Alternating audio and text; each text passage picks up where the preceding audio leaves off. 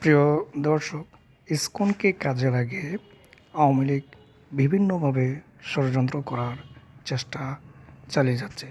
তারা এই চিন্ময় ইসকনের নেতা তাকে গ্রেপ্তারের প্রতিবাদে এই যে সমাগম হিন্দুদের, এইখানে আপনারা হয়তো দেখতে পারবেন অনেকেই আওয়ামী লীগের এবং ছাত্রলীগের নেতাকর্মীরা বিশৃঙ্খলা সৃষ্টি করার চেষ্টা করতেছে।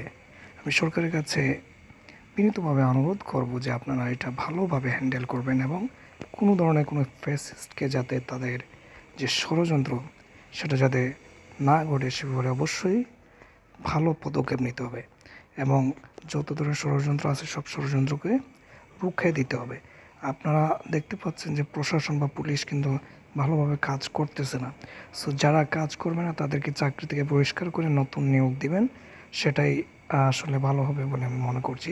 যেসব পুলিশ আসলে আওয়ামী লীগের আমলে কী ধরনের কাজ করেছিল কিন্তু বর্তমানে এসে তারা নীরব ভূমিকায় অবতীর্ণ আছে, তাদেরকে চাকরিচ্যুত করতে হবে এবং হিন্দুর নামে যারা আওয়ামী লীগ যে ষড়যন্ত্র করতেছে সেটা রুখে দিতে হবে এবং যারাই এই ষড়যন্ত্রের অংশ হবে তাদেরকে আইনের আওতায় নিয়ে আসতে হবে। আসসালামু আলাইকুম।